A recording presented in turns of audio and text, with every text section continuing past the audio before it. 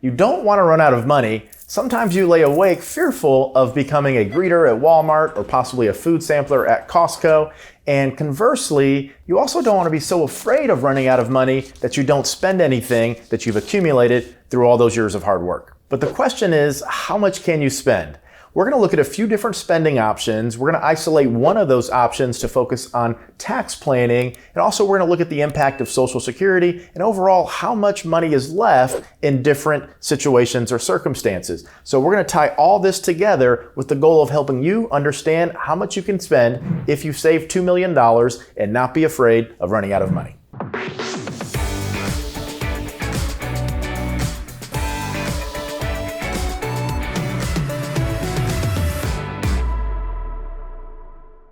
From my experience of sitting with thousands of people, there are typically three different goals that we see when it comes to how much do we spend and how much is left over. The first one is someone who really doesn't have a lot of needs. They live very modestly, and due to accumulating a couple $1 million, there's an expectation that there will be a large sum of money at the end. We're going to explore that scenario.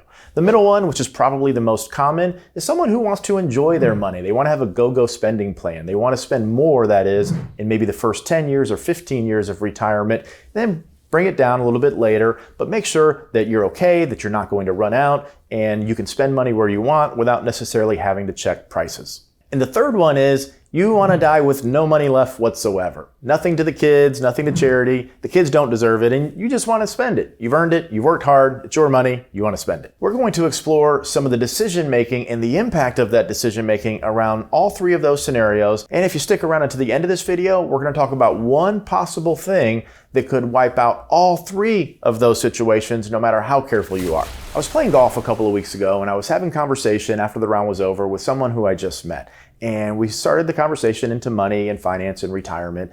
And he told me he's going it alone. You know, he's saved up a bunch of money for retirement and he's doing his own investments. And I asked him what he's doing for taxes and income planning. And of course, you know, those were abstract type concepts. He just, like most people who don't think about retirement and all the decision making that we talk about on this channel, just thought it was about putting 60% in stocks, 40% in bonds. And for some reason, I started thinking about just going into a river.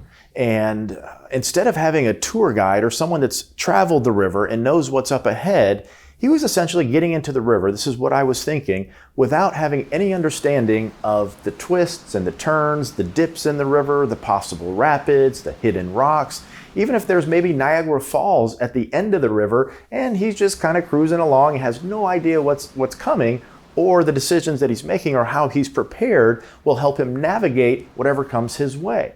I don't know why I started thinking about this, but the metaphor really started to make sense. Whereas working with someone who's been there and done that is similar to having a tour guide on the river, someone who's traveled that river hundreds of times, thousands of times, and they know where the pitfalls are. They know where the rapids are. They know how to take you down the smooth route, or if you want a little bit of an adventure, a little bit more of an experience, they can take you that way. But most importantly, they know that there's not Niagara Falls at the end, where if you just keep going, not paying attention, you're going to fall off and possibly get into some trouble. All right, as usual, we're going to start with the basic parameters of what we're looking at here. So we have a husband and wife, 60 years old, about to retire. They want to retire in just a couple of months. $2 million inside the IRA. One has Social Security of $2,000 at FRA, full retirement age, which would be age 67. The other has Social Security of $3,000 at full retirement age. But they are thinking about one spouse taking it sooner because since they're retiring around 60, like most people, they're like, hey, should I take my Social Security? I think that's a good idea. At least one of us, maybe. So in this scenario, we're going to assume they're taking their Social Security at 62, and this is a permanent reduction. So it's not $2,000 a month that they will receive for this one Social Security. It reduces down to $1,425. The other spouse is going to wait until age 67 and then take the full retirement age benefit. We're doing life expectancy out to age 95. This way, within the plan, if you die at 88, you're still going to be okay. We're going to start with the middle scenario here because this is the most common. This is the one that we see most often whenever we're sitting with people in your situation. So this is someone who accumulated $2 million. Their base living expenses are $84,000. So that is permanent. That is going to cover just your base living expenses, taxes, insurance, going out to eat, food, etc.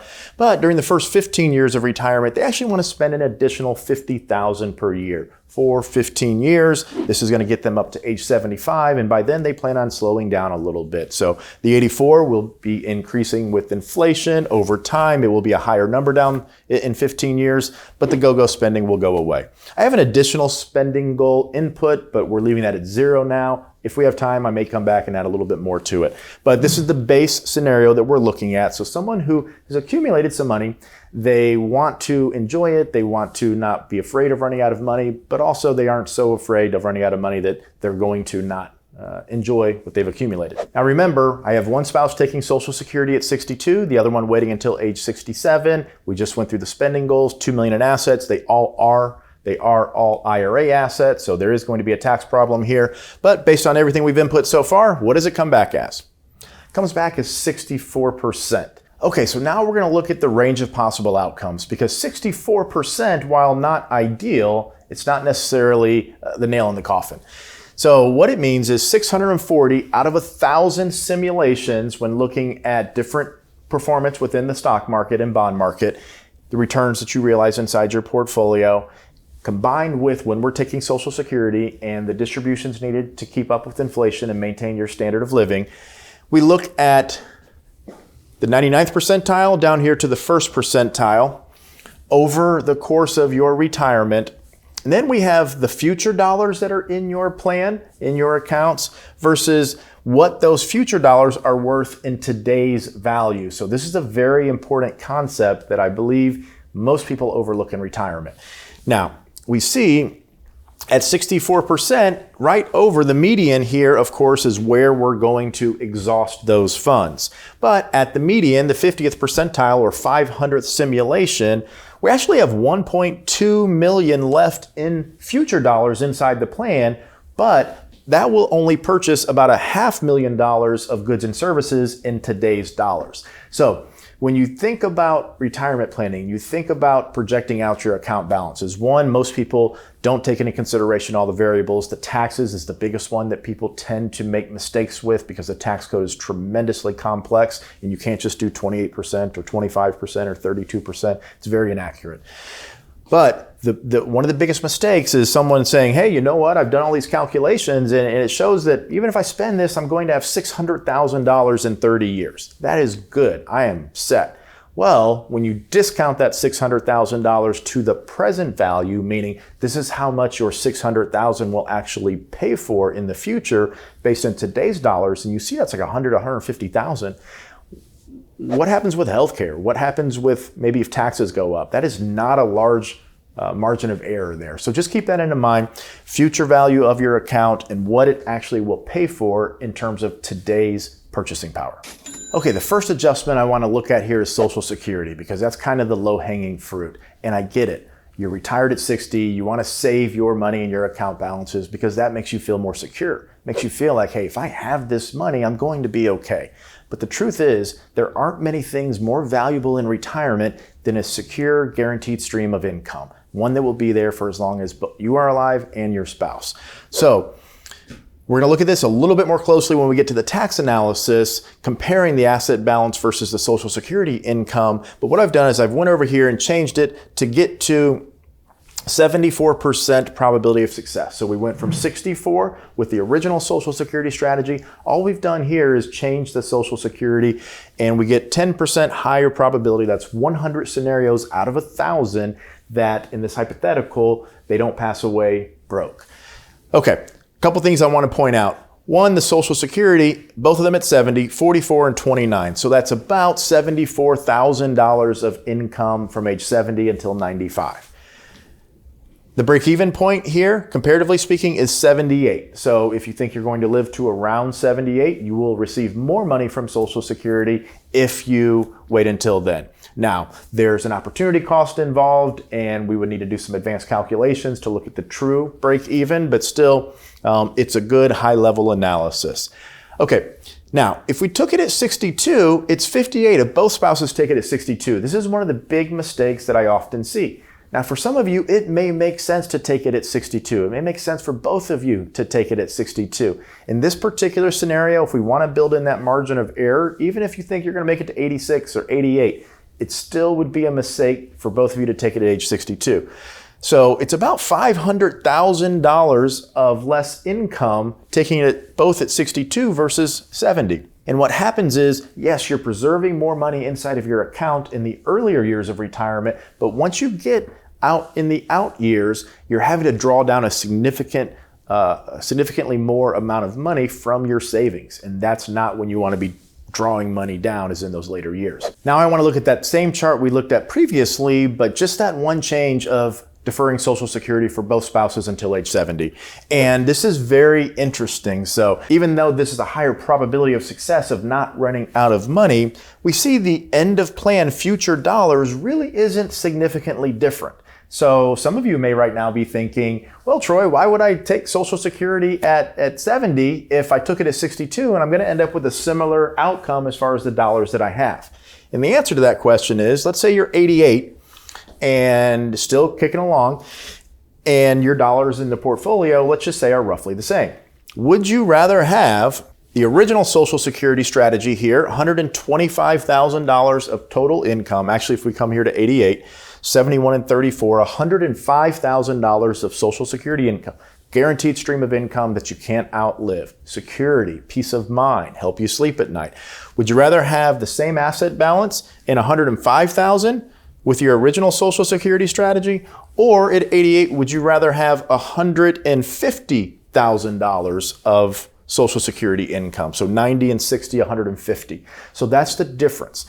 When you look at the security, the peace of mind, the amount of money less that you have to withdraw from your portfolio for medical expenses, whatever may come up, that's part of why deferring the Social Security gives you more security over time, is because even though the asset balances may be same, some of the calculations or comparisons that you do, you cannot calculate peace of mind. As someone who has a lot of clients that have made it into their 80s, and even we have clients in their 90s, I can't tell you how many times, every time I sit down with them, they tell me what makes them feel most secure is knowing that that mailbox money is being deposited every single month. The people who care the least about the stock market volatility are the ones that are the oldest and have the most amount of secure income. So keep that in mind. Okay, back to the analysis of taking Social Security at 62 and 67. I haven't changed anything in either of these scenarios. And in case you're wondering, the investment portfolio is just your standard 60-40. So back to the original analysis, I just wanted to kind of go through this with you because I can't tell you how often we see someone comes in, they're working with maybe a different firm, I won't mention any names, but many firms do this. They run the analysis, which on the surface looks similar to what we're doing here, but in reality, what they're doing is they're taking the performance of stocks and bonds and other asset classes over the past 30 years. And then what they're doing is simply flipping them on their head and saying, this is how we expect these asset classes to perform over the next 30 years. I can't tell you how bad I think that is. It's probably going to lead to a lot of people running out of money. The reason I bring that up is because this is one of the most important things we can do with the Monte Carlo simulation. We don't want to use past returns. You've heard it. Past returns are not indicative of future performance.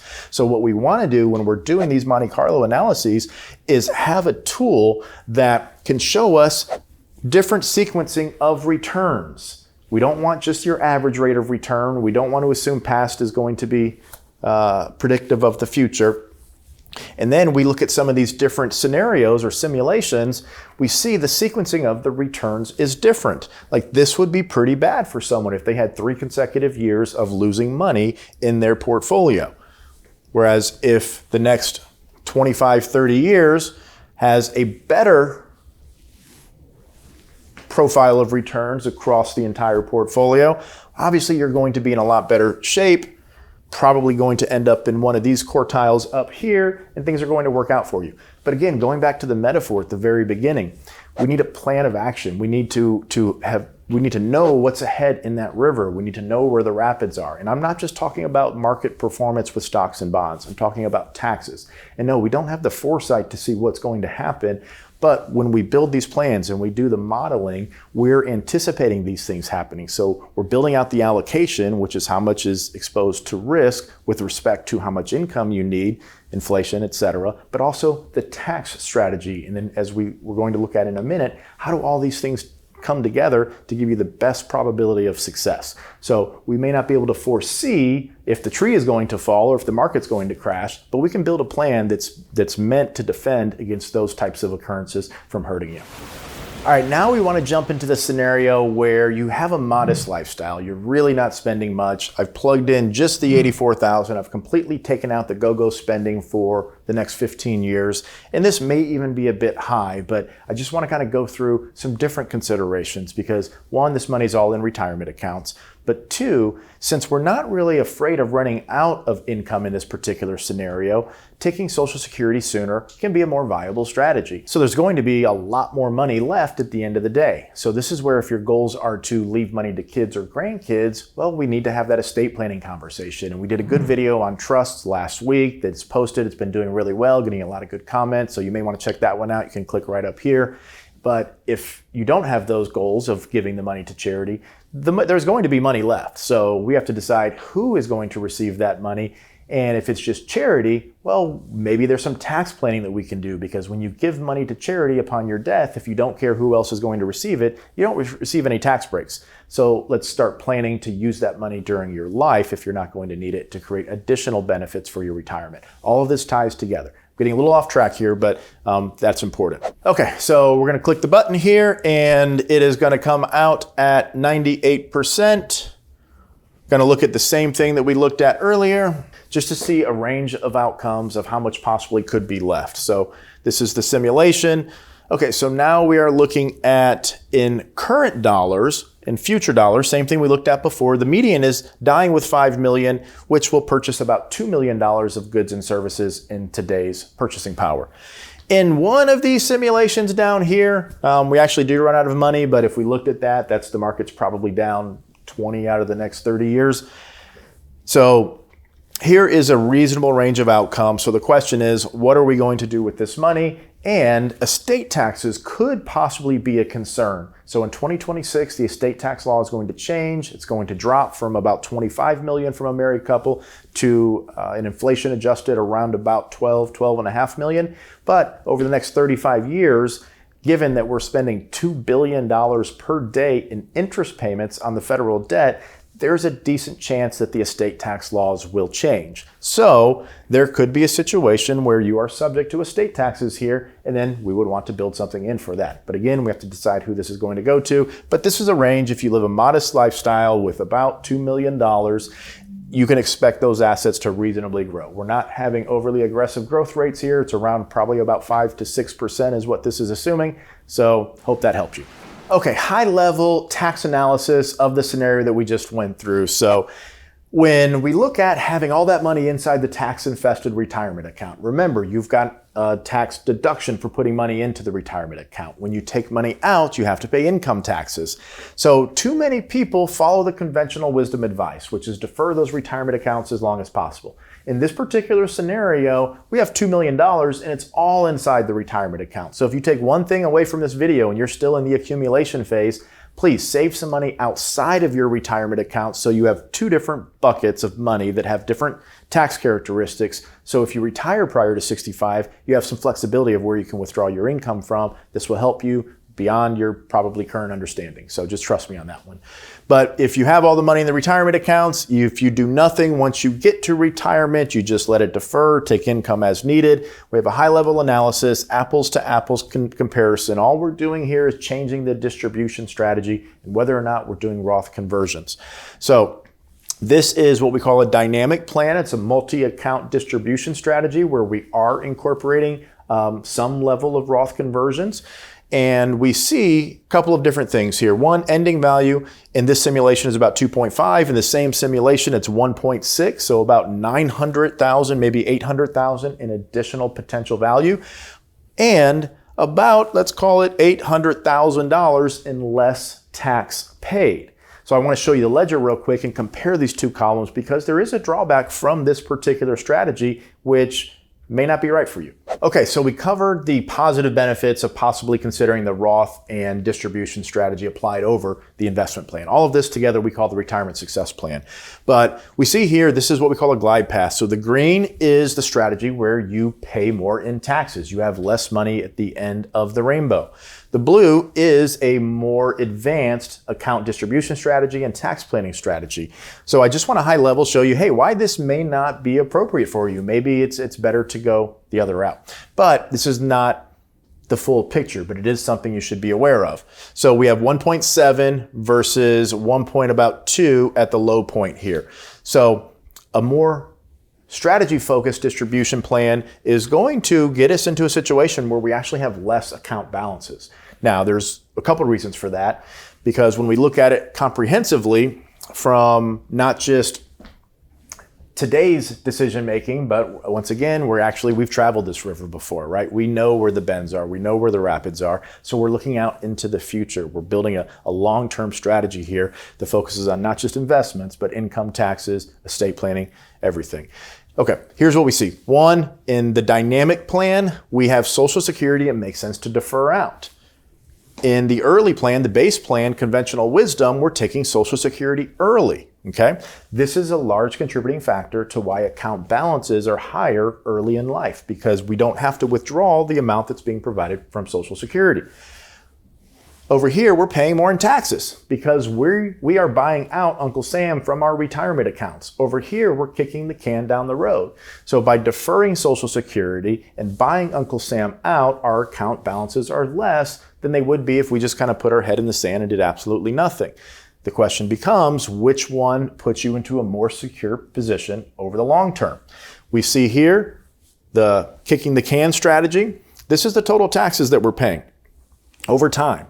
And this assumes, we see here, continuing to go up, continuing to pay taxes throughout the course of retirement. Now, all this assumes is what we already know, that in 2026, tax rates are changing. It will become more expensive to withdraw money from your retirement account. That is the law as it currently stands. We know that. It is not assuming any potential tax increases down the road, which are very possible. Now, compared over here, we've bought Uncle Sam out. We've deferred our Social Security, so we're going to have a lot more guaranteed income. And we see from about age 70 on, we pay zero taxes for the rest of our life. Zero taxes. So taxes could go up. Unfortunately, one spouse could pass away early. What happens there is you go from the married filing jointly to the single brackets, and it's a tax increase. But you also have much higher, I told you I was going to come back to this and talk about it earlier in the video. We have a much higher guaranteed income. So even though our account balances are less, 1.5 here versus 1.9, let's call it 1.5 versus 2, our guaranteed income here is only $57,000 versus over here it's 101. So would you rather have, when you're thinking about this, 1.5 million, 1.6, with $100,000 of secure income being deposited like clockwork? Or would you rather have 1.9, 2 million with just 57,000? I'm not saying one's right or wrong, but think about it. What would you rather have? Now the third scenario, you come in, you tell me, Troy, I don't care if the kids get any money whatsoever. I want to spend it, I want to enjoy it, and I want $150,000. Well, this is what we're going to look at, $150,000. I'm not going to spend a lot of time here, but I do want to drive home a couple of points. First and foremost, it's your prerogative. If you want to spend that money, die with nothing. This is a pretty good way to do it, okay? It's an 8% probability that you will die with money. So 92% that you will meet that goal. In reality, though, whenever someone tells me they want to die with nothing, a lot of times it's just a figure of speech. They're not being literal. But sometimes people are literal. So without knowing exactly when you're going to pass away, if you're not terminal, well, you can spend this level of money, but this is about the best we can do. So we're showing you here, based on spending it, we can just give you a range of years of when you may run out of money based on the market performance. You will still have that Social Security check, but you're gonna have to downsize your life, obviously, to meet whatever income that Social Security check provides. Your life kind of becomes a country music song, right? You're gonna have to get rid of the spouse, get rid of the car, get rid of the dog, and it's just gonna be you and a Social Security check. Something like this is how you end up being the food sampler at Costco or the greeter at Walmart. And coming back to our river metaphor, this is Niagara Falls, right? Like, we didn't necessarily see that coming. We didn't know when we were going to pass away. We spent this exorbitant amount of money, and now we went off the edge of Niagara Falls. And now for the bonus. If you've stuck around this long, you've earned the bonus, but you've also got a lot of really good information. If you just fast forwarded to this point, well, you missed a lot of good information. Go back and watch it. No bonus for you. I want to stress the importance of retiring before 65, having a healthcare plan in place, having money set aside for health insurance. So it's about $2,000 a month for a married couple for health insurance premiums. I'm going to expand upon this, so stay with me. Now, my grandparents went through a tremendous health situation where they spent more than $1 million in the first few years on healthcare expenses because they didn't have health insurance. I've seen people skip it and then something happened, and I don't want that to be you. So be aware that health insurance is around about $2,000 a month, let's call it approximate, depending on where you live, for a husband and wife. Now, second thing here, make sure you have money if you're leading into retirement saved outside of your retirement account, because if you do, you can withdraw from that pot of money that's already been taxed and qualify for a subsidy for a healthcare policy that's on the exchange. So maybe you can reduce those costs from $2,000 a month to $1,000 a month, or $600 or $800, or possibly $0 per month. So be aware, having those two pots of money that we talked about earlier, one of the reasons is retiring prior to Medicare gives you the ability to withdraw money from the already taxed money to keep your modified adjusted gross income down, and therefore qualify for a subsidy that can get you to potentially $0 per month of health insurance coverage. Now, you need enough what we call non-qualified dollars to last how many ever years prior to Medicare. So keep that in mind. The number two thing here, long-term care later in life. Depending on where you live, long-term care expenses can be anywhere from $5,000 to $40,000 per month, depending on the severity of the need that you have. My grandparents' story, $10,000 a month for the first nursing home, $8,000 a month for the second nursing home. They were awful. They almost killed them a couple of times. We brought them in for home health care, $40,000 per month. My grandmother was spending to have two nurses in 12-hour shifts, 24 hours a day. This was almost 20 years ago. It was rural North Carolina where they had bought a mountain home and retired to, but we have clients now that are paying for home health care. They're easily spending $20,000, $25,000, $30,000 a month for a mother or a father. It's not hard to get to those levels. So when we talk about how much money is left in the planning that we're doing, if being comfortable, being in your home, if those types of things are important to you, we need to know that. We need to work that into the plan because that will impact the amount of money we feel is safe for you to withdraw and maintain a standard of living. It also impacts the investment plan. It impacts everything that we do. It's part of the estate plan. So if you are overlooking healthcare costs prior to Medicare, but also later in life, this is the one thing that can completely wipe out everything that we just talked about, leaving all of the planning that you've done otherwise completely moot.